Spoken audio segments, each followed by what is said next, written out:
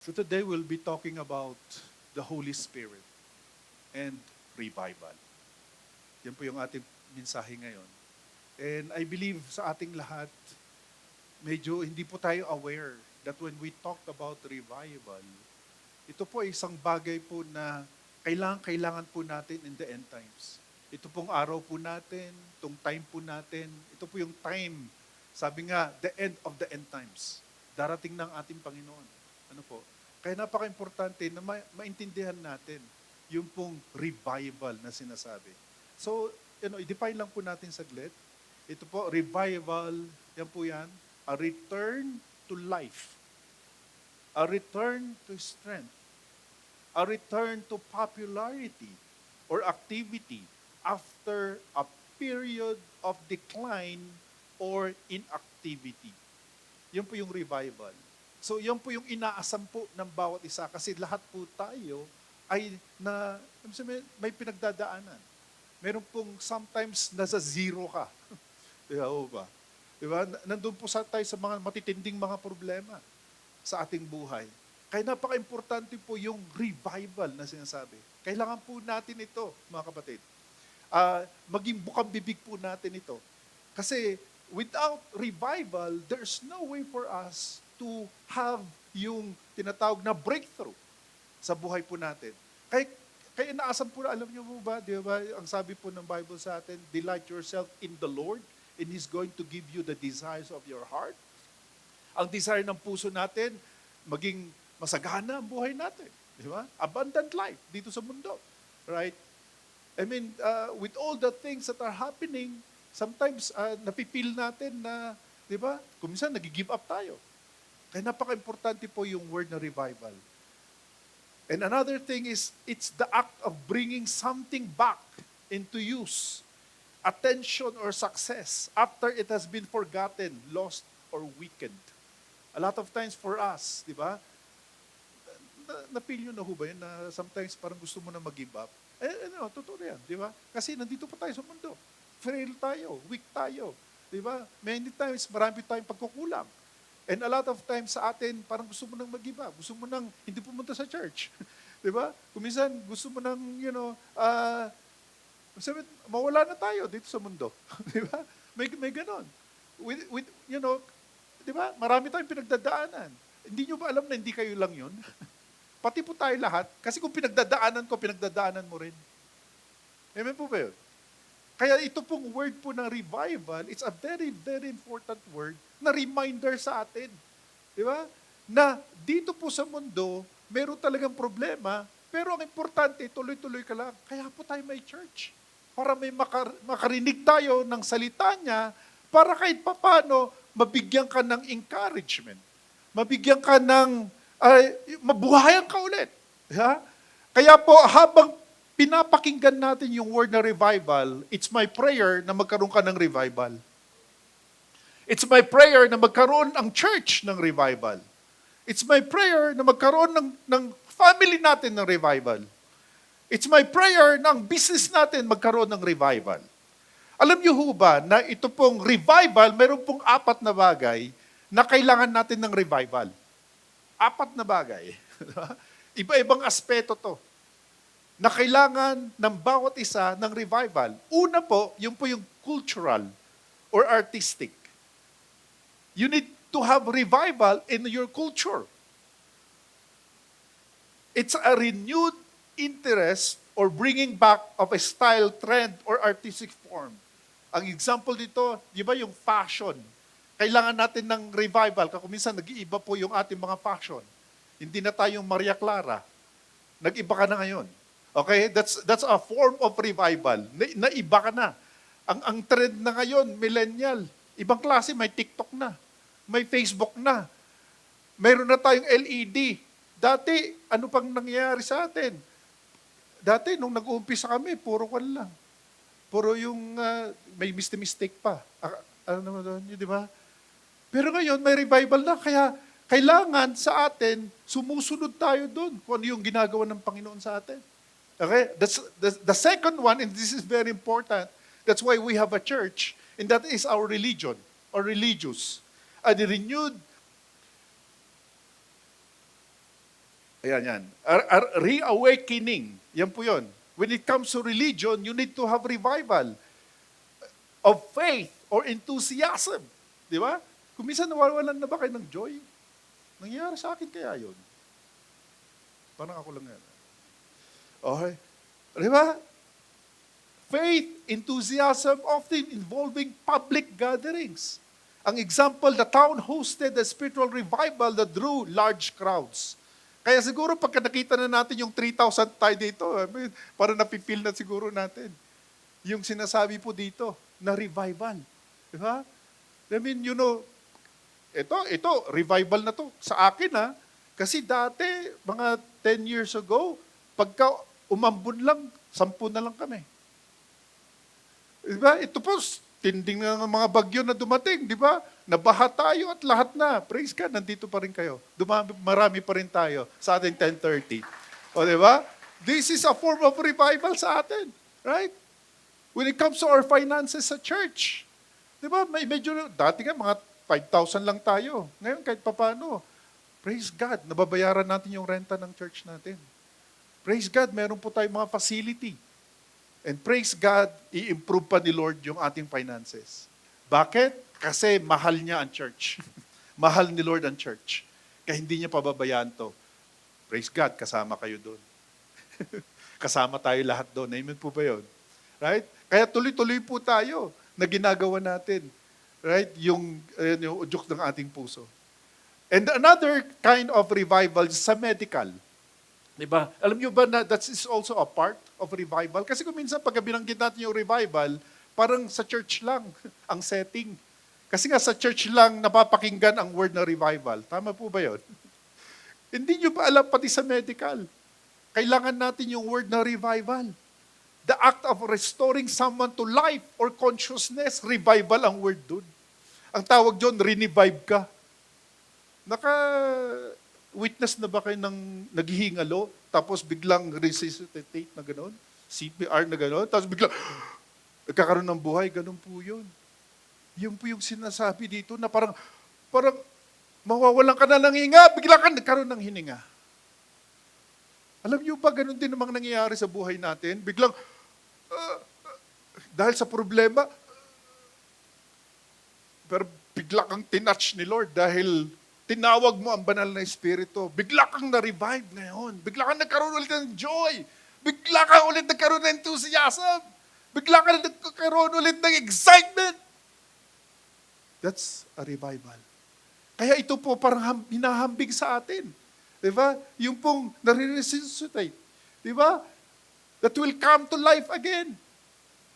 That's a revival. And of course, baka ito nawawala sa atin. Kailangan din ng revival sa business. Ayan po yun, no?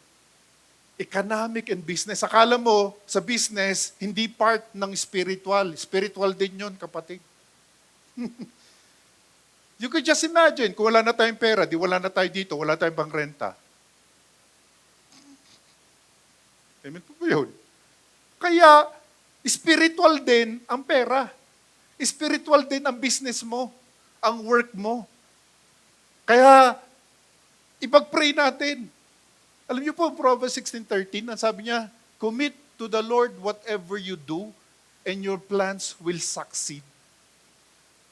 Hallelujah po ba yun? Bakit pa may ganun? Kung hindi rin pala importante na magkaroon ng revival sa business natin, magkaroon ng revival sa economy natin. Hindi ba? Kaya kung naghihingalo ang bulsa mo, kailangan mo ng banal na Espiritu. Kung naghihingalo yung finances natin, kailangan mo ang banal na Espiritu. Pero syempre, hindi ka agad-agad many times. It could be 1 month, 2 months, 3 months. Tuloy-tuloy ka lang. Tuloy-tuloy lang tayong humahawak sa Kanya. Meron din yung time na kung saan magkakaroon ka na ng breakthrough. God may bless your business, your work, or your finances. Para, ano pong ang goal natin? Blessed to be a blessing sa church. Di ho ba? Kasi ang goal natin dito, magkaroon tayo ng church building. Kaya ginagawa natin lahat ng paraan. Alam niyo ba kung minsan may mga decisions tayo na napalpak? Nagkaroon na ba kayo ng ganun? Marami tayo, di ba? Tuloy-tuloy lang tayo. Kung minsan, yung mga kapalpakan natin sa business, di ba? Ang nangyayari sa atin ay, kung minsan hindi ka dumulog sa Panginoon. Ano sabi ni Lord? Commit to the Lord whatever you do, and your plans will succeed. May success sa ating mga plano. Kaya nga kung ikaw, medyo sa atin, medyo, naghihingalo pa, kailangan natin intindihan may Jeremiah 29:11. Ang plan ni Lord is to prosper us and not to harm us. Alam niyo po, kung minsan, pagka hindi ko na-feel yun, yung Jeremiah 29:11, kung minsan hindi mo na-feel, di ba? Kasi hindi naman nangyayari sa iyo pa eh. Amen po ba yun? Alam mo, minimeditate ko palagi. Kasi ang heart natin is makaambag tayo na malaki para sa church. Amen? Alam ko, magagandang puso natin. Kaya lang talagang kulang na kulang eh. Pero ang gusto ni Lord sa atin, ano po sabi niya? I know the plans I have for you, declares the Lord. Plans to prosper you and not to harm you. Plans to give you a hope and a future. Di ba? Amen po ba yun? So, ibig sabihin, kung nag-iingalo ka pa ngayon, hindi pa yan ang destiny mo. Hallelujah. That's not your destiny. Your destiny is to have abundant life. Your destiny is to have, prosperity in this earth. Bakit? For one purpose. Ang purpose niya is mapalago ang kanyang simbahan, ang church. Para marami pang kaluluwang maliligtas. Blessed to be a blessing. Hallelujah. Amen? Dito ba kayo? Nag-gets nyo ba yun? Kaya kung hindi nangyayari yon, kailangan mo ng pananampalataya tuloy-tuloy. Every day, rinireceive mo yun. Every day, rinireceive mo yun. Alam mo kung bakit hindi nangyayari? We have an enemy. The enemy will always steal the blessing from you. Kaya huwag nating hayaan yon. Huwag nating paniwalaan yon. Ang paniwalaan mo, yung sinabi ni Jesus sa atin, that we may have abundant life. The thief comes to steal, to kill, and to destroy. Huwag mong hayaan yon na mangyari sa'yo. Rather, that God is going to be the one to bless each one of us. Blessing ang gusto ng Panginoon para sa atin, mga kapatid. Hallelujah po ba yun? Parang ayaw niyo natin ma-bless. Gusto ba natin ma-bless? Kaya ginagawa natin lahat ng paraan dito. Para nandun yung pagpapala ng Diyos sa atin. Pero kung hindi pa nangyayari, it doesn't mean na yan na ang buhay mo.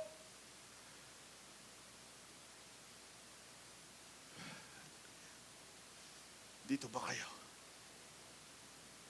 Revival! Kaya may word na revival. Hallelujah. Kaya may word na revival.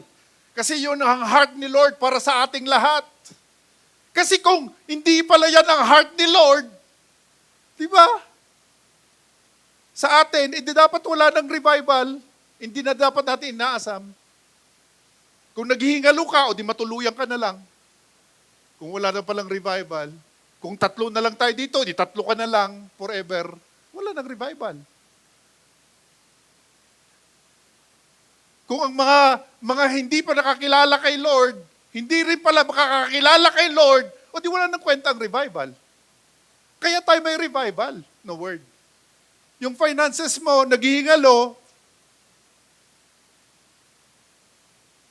forever na lang sana maghingalo. Kung wala na palang revival. Are you getting my point? Kaya may word na revival. Para tayo, asamin natin yon. Hindi tayo papayag na yung sitwasyon natin ay ganito na lang forever. Ang gusto ng Panginoon, nandun yung pagpapala niya sa atin. Kaya may Deuteronomy 28 eh. Pagka ikaw, ang Diyos mo, hindi ka niya pababayaan. Hallelujah! Dito ba kayo? Kaya kailangan mo ang Holy Spirit. Yun lang yun. Why? Because He's the God who is here on earth today. You need the Holy Spirit. And the Holy Spirit is the source of revival. Hallelujah. He is the source of revival. There's no way for us to have revival in our business, in our church, in our economy without the Holy Spirit. Kaya nga, tayong lahat, let's embrace Him, let's love Him. If you desire to have revival in our land. Kaya po, ito po yung verse po natin sa 2 Chronicles. Alam po natin yon dito, right? I-memorize po natin. Let's all read together the Word of God. The source of revival. Ang sabi po niya, if my people who are called by my name will humble themselves and pray and seek my face and turn from their wicked ways, then may revival. Hallelujah. Yun yung revival, oh. Then I will hear from heaven, forgive their sins, heal their land. That's revival. Yun yung revival. Kaya dito, unti-untin nga natin itong tignan. Himay-himayin nga natin itong verse na to. At titignan natin kung gaano ka-powerful po to para talaga nga naman din magkaroon ng revival ang bawat sa atin. Una sa lahat, yung pong identity that we should have. We need to be aware our identity in the Holy Spirit. Ano sabi po ng Scripture? If my people who are called by my name. So we are the people of God. Do you believe that you are the people of God? Do you believe that you are a child of God? Hey, hallelujah. Hallelujah po ba yun? Ikaw ay anak ng Diyos. You are a child of God. The moment you receive Jesus in your heart, you are now a child of God. Ang ibig sabihin niyan, hindi ka niya pababayaan. Anak ka ng Diyos eh. Anak ka ni Lord eh. That's our identity. We are the daughter. We are the son of God. Sino po sa inyo may maanak? Saglit. Hindi nyo ba alam, yan po yung pinaka-model bilang father, bilang mother, you will do everything to your children. Di ba? Di ba ganun yun? Kung kayo may mga anak, meron kang, kahit ano pang ginagawa niya, kahit pariwara nga siya, umiiyak ka para sa kanya eh. At igagapang mo para siya ay umasenso. Nagigets niyo ba yun? Di ba ganun tayo? Di ba ganun yung parents mo? Sino bang parents na gusto yung kanyang anak mapariwara? Sino bang parents na gusto yung kanyang anak na magdidildil na lang ng asin? O kaya, palaboy na lang? Sino ba naman may ganun na parents? Grabe naman. That's evil. That's demonic. Kung ikaw na parent, gusto mo yung anak mo mapariwara. Meron bang ganon? Wala. Kapatid, that's a model of our Heavenly Father. Kung ikaw man, dumadaan ka sa isang pagsubok, nasasaktan ang iyong Heavenly Father. Ang gusto ng Heavenly Father natin ay umangat ka. I-bless ka niya. Kasi nga anak ka niya eh. Hindi ka niya pababayaan. Hindi tayo pababayaan. Intindihan niyo ba yun? Hindi tayo pababayaan ng ating Panginoon. Kaya nga, that's our identity. We are the people of God. At wala nang makakahadlang doon. Even the enemy. Actually, the enemy will do everything in his power So that identity that you have as a child of God will be forgotten. He will do everything in His power para mawala yan sa atin. Para makalimutan mo na in the first place, you are a child of God. Ano ba yun? Ano ba yun? Akala natin parang ganun-ganun na lang yun. Dumadaan tayo sa mga pagsubok, sa mga problema. Nakakalimutan mo, anak ka ng Diyos. So ibig sabihin nito, yung mga problema mo, yung mga sitwasyon na nangyayari sa buhay mo, kapatid, temporary lang yon. Wala yun. Akala mo, pinabayaan ka na, hindi ka na pinababayaan. Kaya po ang tawag natin sa Kanya, Heavenly Father. Ano pong sinasabi ng Biblia sa atin? How much more will your Heavenly Father will give you the Holy Spirit to those who ask Him? Anak ka ng Diyos, kaibigan. Hindi ka niya pababayaan. Hindi tayo pababayaan. Kahit pinagtatawanan ka ng iba dahil sa sitwasyon na meron ka, kapatid, tandaan mo, hindi ka niya pababayaan. Because your identity is you are a child of God. Inculcate mo nga sa isip mo yan. Inculcate mo nga sa puso mo yan.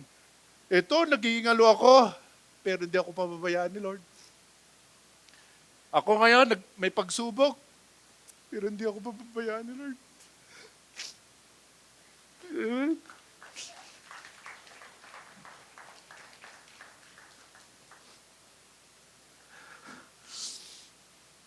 Thank you, Lord. Alam mo, dapat palagi natin ilagay sa puso natin.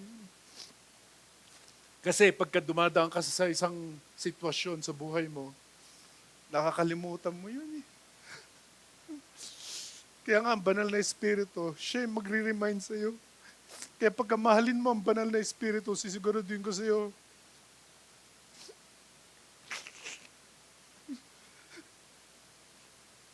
hindi ka niya pababayaan, kapatid.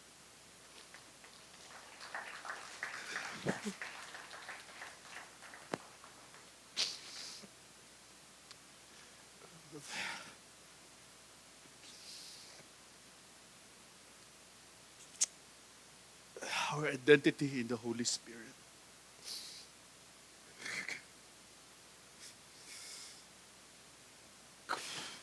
Mahalin natin siya, kapatid. Let's love the Holy Spirit so that you will always be reminded that whatever that's happening in your life, kahit nagkano pa if you think of it, worst na. Akala mo katapusan mo na. Kasi parang hindi ka makaahon na ahon sa sitwasyon mo. Akala mo worst na yun. I-remind sa'yo ng banal na Espiritu, anak ka ng Diyos. Hindi ka niyo pababayaan. Ito, nare-remind lang ako sa mga, di ba, sa mga anak natin. Parang hindi mo sila kayang saktan eh. Ewan ko lang sa inyo, di ba? Ako talagang, kahit ano pa yung ginagawa nila, hindi mo kayang mapagsalitaan ng masama eh. Parang ganun yung pagmamahal mo sa kanila eh. Yung mga anak mo eh. Alam nyo ba, ganun na ganun yun? Yung pagmamahal ng Diyos sa atin. Kasi nga, tinanggap mo na si Jesus sa buhay mo, ang banal na Espiritu, siya magre-remind sa'yo na kahit ano pang pinagdadaanan mo, mahal ka ng Diyos.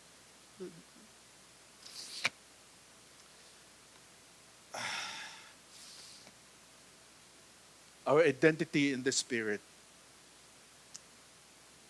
Ang emphasis po dito, revival starts with Spirit-filled believers who recognize their identity in Jesus. That they are a child of God. Alam niyo po, itong part po na to, grabe po ito. Talaga hindi mo pwedeng palampasin sa buhay mo kasi we just take it for granted. We take it for granted a lot of times. Tayo mga Kristiyano, that we are a child of God. We take that for granted. Sa totoo lang. And then ako, napapahambing ko to eh. Kasi tatay ako eh. May anak ako eh. Grabe talaga, sobra. Kahit na ayaw mong mabigyan, binibigyan mo. Basta humingi sa'yo. Tama ba, mga tatay? Di ba? Ginagapang mo talaga sila eh. Para makatapos ng pag-aaral.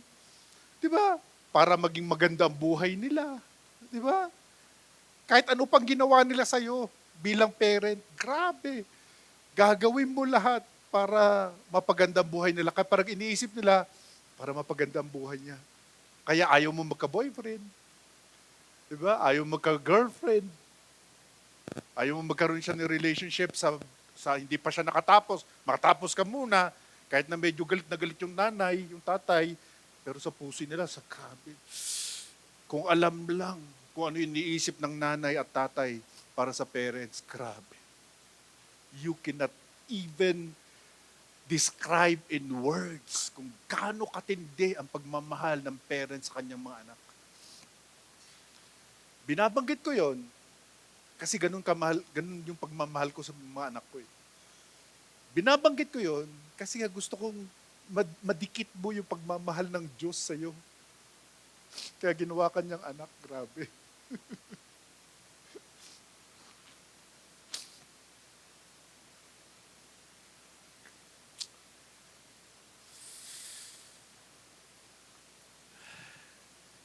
The Holy Spirit. Kaya kailangan mong banal na Espiritu para malaman mo kung gaano kalalim, kung gaano kalawak yung relationship na meron tayo with God the Father. Na ginawa kang anak niya. John 1:12 yun eh. As many as received Him, He gave the power to become children of God. Grabe. At dito po, sa Spirit connection, yung connection of the Holy Spirit seals believers as God's people. Ephesians 1:13. Nandun yung seal, nandun yung guarantee, nandun yung pinaka-authenticity. Because of the Holy Spirit, you're authentic as a child of God no matter what. Kahit napaniwala ka, anak ka pa rin. Kahit nagkasala ka, anak ka pa rin. Hindi na mababago yun. Ganun kamahal ng Diyos tayo. Kaya nga, ganun na lamang ang nagngingit-ngit ang enemy para i-destroy that relationship that we have. He will do everything in His power para ma-destroy yan. At ngayon, alam mo na ulit, it's my prayer na hindi na mawawala yan. Pwede ba, minsan pagka ikaw ay nasa lugmok ng isang sitwasyon na feeling mo hindi ka na makaahon, pwede bang iyak mo kay Lord? Lord, anak mo ako, di ba? Alam mo, hindi niyo ako pababayaan. Iyak mo kaya sa Kanya. Kung minsan tayo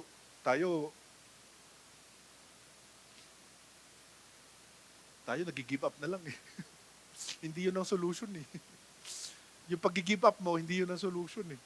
Yung pagpapariwara mo, hindi ka na atin sa church, nagtatampo ka, hindi yun ang solution eh. Hindi yun ang solution sa problema mo eh. Okay? Kahit ano bang problema mo, hindi yun ang solution. Yung magtatampo ka na lang, hindi ka na pupunta sa church. Hindi yun solution. Lalo kang pagtatawan ng enemy. Ang solution, iyak mo kaya kay Lord. I-remind mo kaya ang sarili mo na ikaw ay anak ng Diyos. Ito ba yun?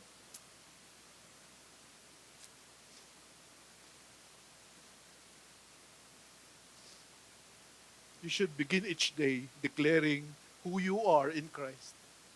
Let the Holy Spirit affirm your identity as a child of God and a vessel for revival. Ito, kadikit nito, yung pangalawa. Humility by the Holy Spirit. At isa, will humble themselves. Ang humility, hindi yung magtatampo ka. Ang humility, hindi yung mag-give up ka. Ang humility, yung lahat kaaway mo na. Diba? Hindi yun ang humility. Ang humility ay Alam mo sa sarili mo, anak ka ng Diyos. Sasabihin mo, Lord, di ba anak mo ako? Alam ko, hindi mo ako pababayaan. Amen po ba yun? Kaya in your own moments of reflections, in your quiet time with God, you remind yourself that you are a child of God. The moment you receive Jesus, child of God ka na, hindi ka na mawawala doon.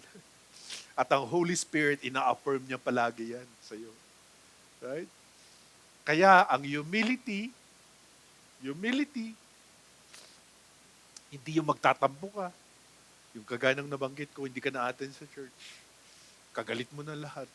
Walang mangyayari sa iyo yun. Lalo kang malulugmok. Instead, humility is you cry out to God. That's humility. You cry out to God. You ask for forgiveness. You cry out to God for your situation. Kasi ikaw lang makakatulong naman sa sarili mo. Di ba? Kasi kung minsan hindi ka matutulungan ng kahit sino sa sitwasyon na meron ka. Lalo na kung tayo ay, di ba, nagkaroon ng bad decisions. Di ba? Sa finances natin. May ganun, di ba? May ganun. Parang hindi ka na makaahon. Di ba, sa sitwasyon mo. Pero kapatid, anak ka ng Diyos eh. Hindi nyo ba alam, in just one instant, in just a split second, you are going to have a revival and God will double what has been lost sa buhay mo. Alam mo ba yun? Di ba, meron yung tinatawag na miracle? Di ba? Kailangan makita ni Lord yung puso mo eh. Kailangan makita ni Lord yung puso mo eh. May miracle eh. Di ba? Remember? Yung two fish, 5 loaves. Di ba? Isang iglap lang, naging 5,000 fed. Ano yun? Ang ibig sabihin nito, our God is a miracle-working God. Right? He can do a miracle in your life. Huwag ka lang magtampo. Huwag ka lang magpariwara. Huwag ka lang mag-give up. Huwag ka lang, huwag ka lang maging masungit. Instead, you humble yourself. You cry out to God. You can just imagine, di ba? Tingnan nyo. Parehong-pareho, di ba? Parehong-pareho yung nangyayari sa parent with children. Kahit ano pang ginawa ng anak mo, pagka pupunta sa'yo na iiyak, sipin nyo yun, tingnan nyo saglit. Di ba? Parang nahambing. Para hindi na malayo eh. Nakikita mo na sa sitwasyon eh. Parent and child, yun na yun. Ganon din kay God the Father with us, His children. You cry to the Lord and He is going to give you the desires of your heart.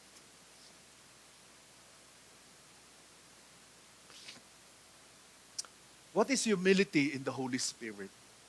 True humility is Spirit-produced, not self-made. Ang Holy Spirit ang magpuproduce niyan sa buhay mo. Kaya nga po ang word is fruit of the Holy Spirit. Ano daw po yon? Love, di ba? Joy, peace. Kung may hate, hindi fruit ng Holy Spirit yan. Kung hate, fruit of the flesh. Joy, peace. Kung mayroong hidwaan, hindi fruit of the Spirit. Diba? Love, joy, peace, patience, kindness, goodness, gentleness, faithfulness, and self-control. The fruit of the Spirit. Paano ba nakukonekto? The Holy Spirit convicts us of pride and produces Christ-like humility. Itong humility, grabe po ito. Sobrang hirap na mangyari sa isang naturingan na Kristiyano. You know why? We have an enemy and you have your flesh. Ang flesh mo, you will always want to revenge. You will always want to be angry. in situations. Right? Humility is the greatest ever virtue that you could ever ask from God. Kasi po, hindi po madali. Sa totoo lang. Sobra. You know why? It's hard. The moment you say you're humble, that's the time that you are proud. Think of it for a while, right? That's why humility is so much harder than you think.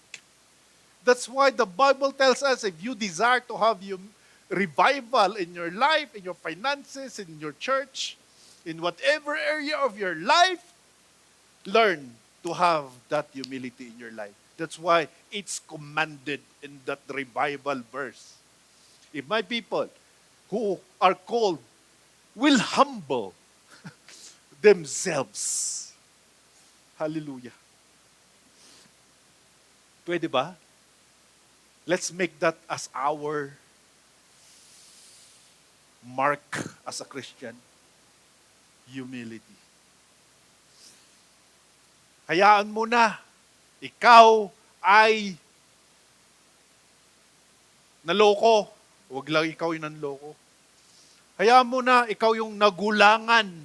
Huwag lang ikaw yung nanggugulang. Hayaan mo na, ikaw na agrabyado.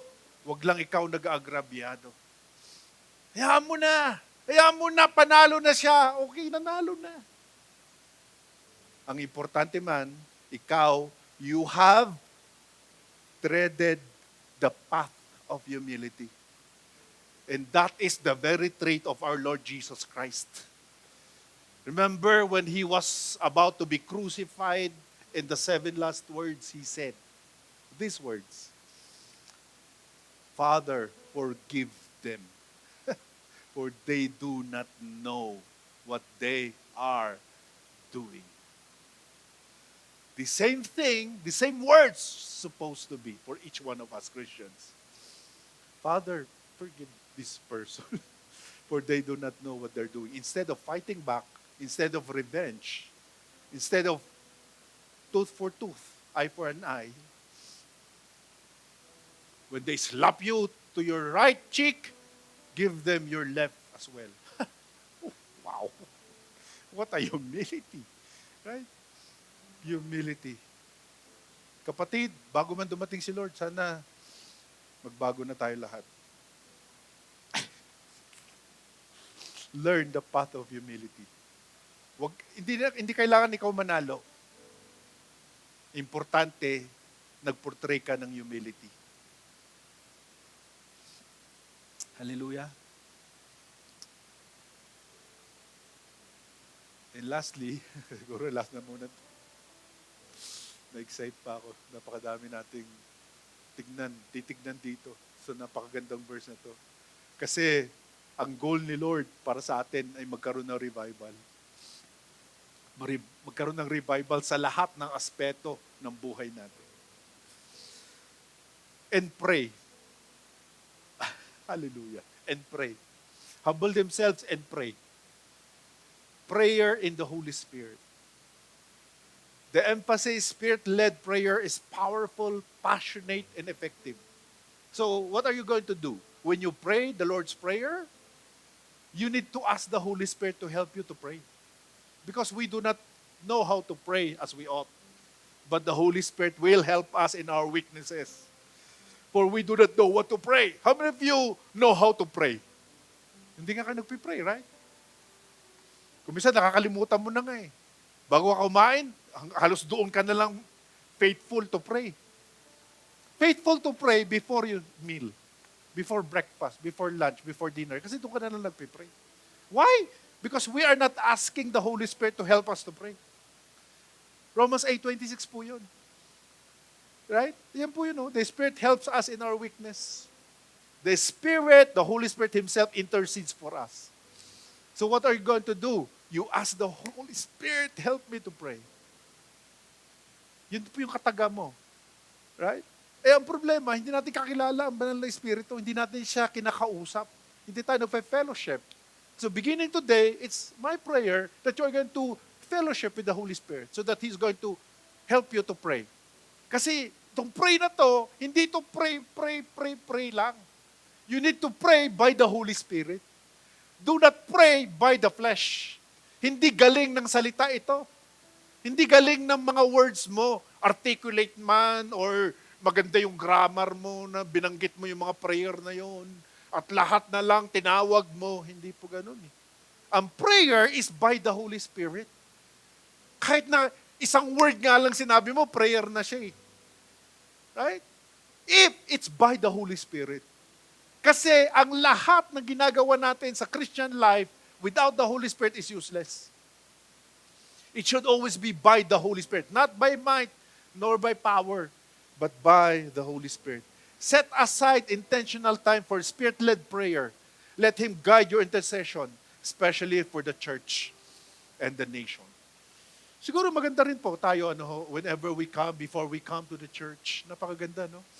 Hallelujah. Lord, I ask that you are going to help me hear your word and understand your word today.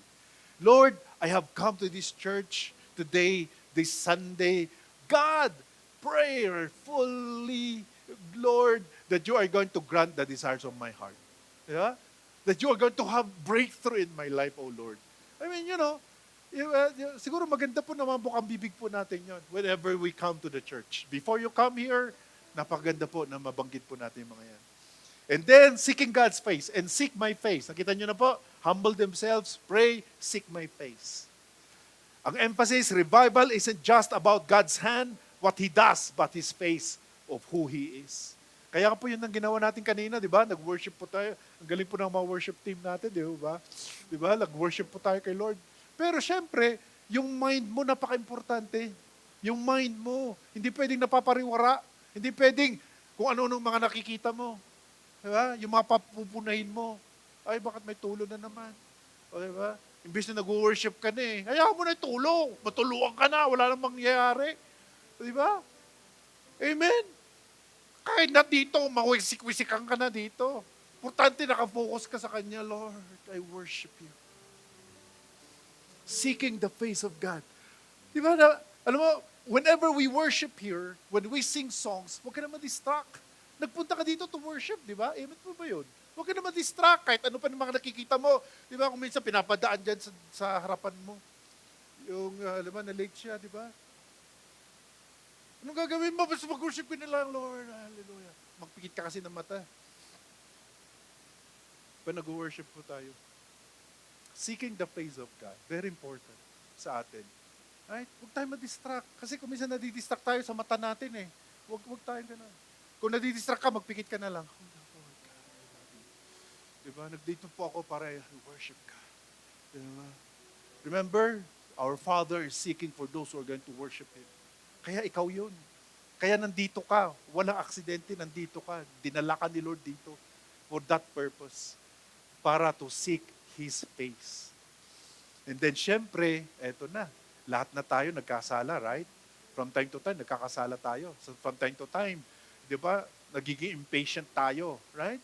Siguro yung mga trabaho nyo o yung pagpunta nyo dito, umuulan, walang taxi, di ba? Umuulan, di ba? Yung jeep na dapat na sasakyan mo, punong-puno na. Tapos na-impatient ka na, tagal na, na-late na ako. Napapaiyak ka pa. Parang walang kwenta yung iyak mo na ganun eh. Dapat sa susunod, 10:30 kasi itong ating service, 9 o'clock pa lang, pumunta ka na dito. Kahit maglakad ka darating ka dito eh. Na on time eh.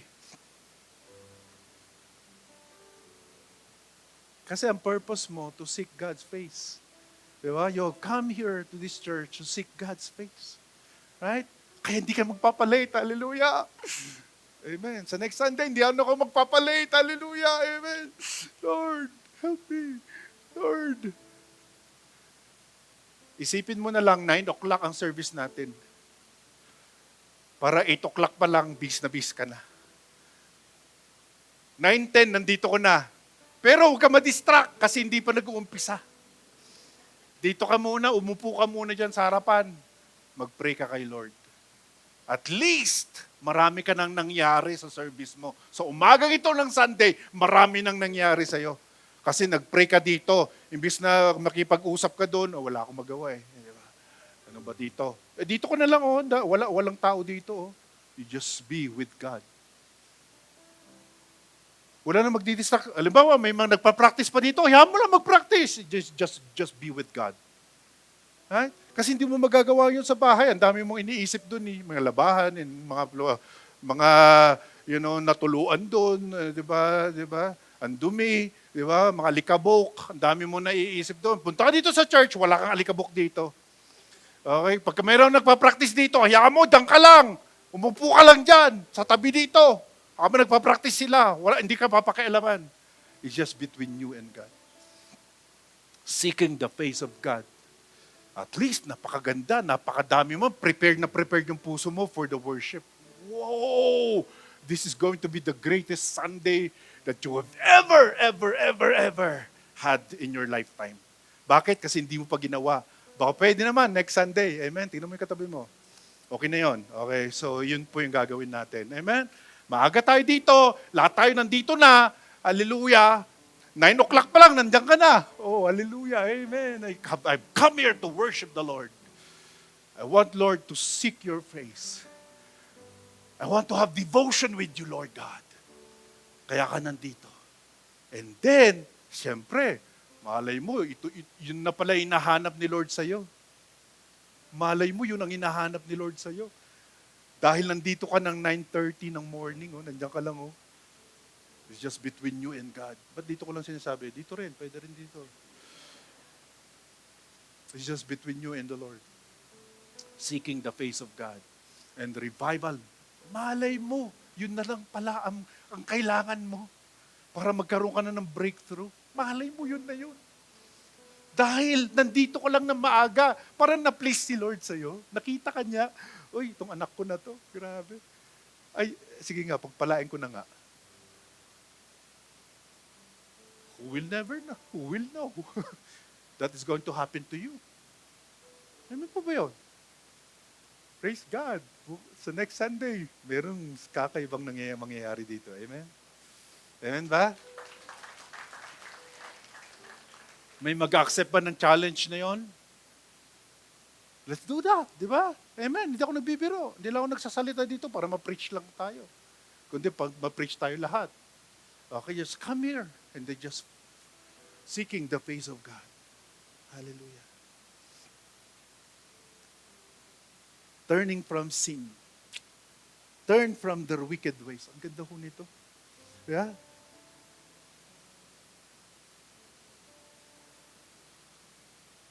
Yan po. And hearing from heaven. Okay, next. Hearing from heaven. Di ba? Yan po yun, no? Then I will hear from heaven. Sarap naman. Grabe no, Lord. I will hear from heaven. I love that. Then I will hear from heaven. Alam niyo po, bakit? Because of the Holy Spirit na na-please mo. Na-please mo ang banal na Espiritu dahil nandito ka ng maaga. Grabe. Na-please mo siya. Nagdi-devotion ka, tapos you have heard from heaven. God heard from heaven yung cry ng puso mo. And yan na yung time mo para yung inaasam mo, pinagpipray mo, yun na pala yung araw at oras para i-grant na ni Lord. Yung konting effort mo lang na napaaga, yun na lang pala ang kailangan mo.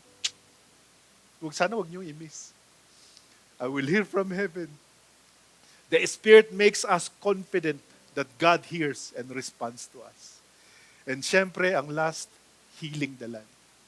I will hear from heaven and heal their land. God is going to heal. Ibig sabihin niyan, restoration, revival, and blessing. Yun yung heal the land. Ang ganda ng puso ni Lord, di ba? Grabe naman. Kaya nga po, sinasabi natin, God is good all the time. Totoo. Totoo. Ang problema, tayo ang problema. Hindi si Lord. Si Lord, gusto niya mag-grant ng blessing. Gusto niya maging good to us. Ang problema, may mga conditions tayo. Baka pwede naman. Konting effort lang naman eh. Konting sacrifice lang. Yeah? And you are going now to receive the breakthrough of your life. Hallelujah. Sige po, let's all stand. Pwede ba natin pasalamatan si Lord sa kanyang salita? Hindi aksidente, nandito ka eh. Si Lord ang... Narinig mo si Lord ngayon eh. Di ba? Narinig natin si Lord ngayon. Let's respond. Huwag nating, just hayaan lang na lumampas tong Sunday natin. Na naka-attend ka lang ng church. Hindi po ganun eh. Hindi po intended na ganun.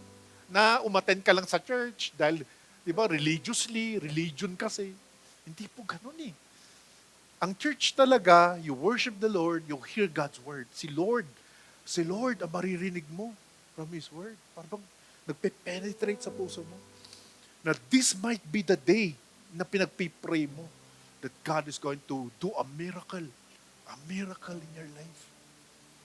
Yung hindi magawa nyo, hindi magawa ng pera mo, hindi magawa ng pamilya mo, hindi magawa ng kumpanya mo, magagawa ng Diyos yan. Kasi nothing is impossible with Him. He created the whole world.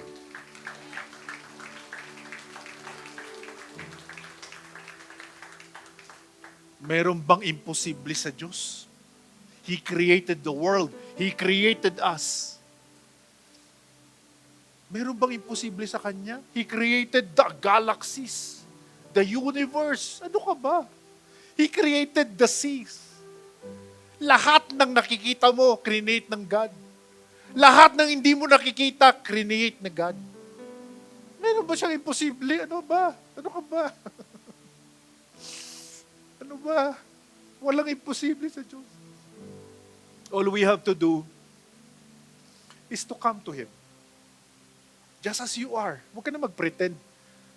Huwag na natin i-pretend ng sarili natin na iba ka sa dapat. Just as you are. Kung ano yung personality mo, kung ano yung, kung sino ka, just go to the Lord. Kaya tayo nandito sa church. You go to God. You pour out your heart to the Lord. At hayaan mo na baguhin niya ang circumstances natin. Oh Lord, salamat sa iyong salita. Sa lahat po ng mga nanonood online, salamat, Panginoon, that they are here to hear your word. Lord, we know that this is the day that you have made that will make our lives change. Lord, that you are going to revive us as we are going to do your will in our lives. Let your will be done.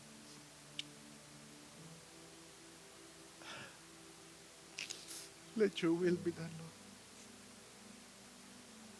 As you have reminded us, O God, that we are your children, may we never take that for granted for all our life, Lord. God, thank you, Lord, that we are your children. Pwede mo bang sabihin kay God yan? Thank you, Lord, that I am your daughter. Thank you, Lord, that I am your son. Thank you, Lord, that I am your child. And I will never, ever trade to anything, Lord, my identity with you. Thank you, Lord. Right now, mga kapatid, I believe that this is the greatest time. For those online viewers natin, this is the greatest time by faith that we're going to give unto the Lord. That's one way. That's one way of our trust in Him. Even what you have decided, give even more than, I believe. This is now the time. Yung faith, importante yung faith when we give unto the Lord. Very clear sa scripture, sa Malakay. Ang sabi niya, test me on this. If I am not going to open the windows of heaven and pour out so much blessing, magtiwala kaya tayo sa Diyos. Huwag tayong magtiwala sa circumstances natin. Huwag tayong magtiwala sa kung magkano ang pera natin. Magtiwala kaya tayo kay God. Na kahit na medyo kapus-kapus ka pa ng konti, itry mo kaya si Lord. Sinabi na niya if I'm not going to open the windows of heaven and pour out so much blessing that you have not even your room will not be able to contain. Trust Him. Pwede ba tayong magtiwala sa Diyos? Di ba? Nagtiwala ka nga kung saan-saan, kanino eh. Pwede ba? Kay Lord tayo magtiwala. Trust in the Lord with all your heart. Right? So let's give unto the Lord. Pwede ba natin itaas yung ating mga tithes and our offering? Lord, ito po yung aming mga tithes and our offering, Lord. Lord, salamat sa iyong provision. Salamat sa iyong pagpapala, Panginoon.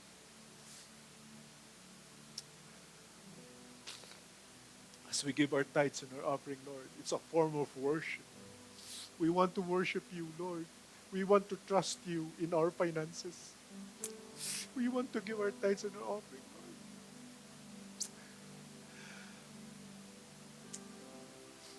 Bless, Lord, our tithes and our offering. Bless, Lord, our sources of income. Lord, bless our businesses.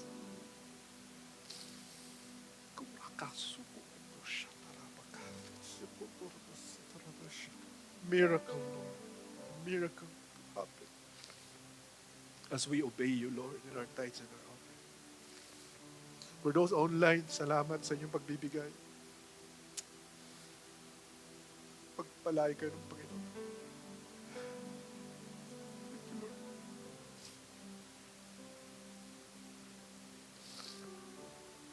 Thank you, Lord. Sige po, let's raise our hands for the blessing of the Lord. The Lord bless you, and the Lord keep you. The Lord make His face shine upon you. The Lord be gracious to you. The Lord turn His face toward you. The Lord will give you peace. Right now we declare, everyone in this church will prosper in all things and be in health, even our soul prospers. Goodness and mercy will follow us all the days of our lives. We shall dwell in the house of the Lord forever. With long life, God will satisfy us and show us His salvation. In Jesus' name, let's receive it.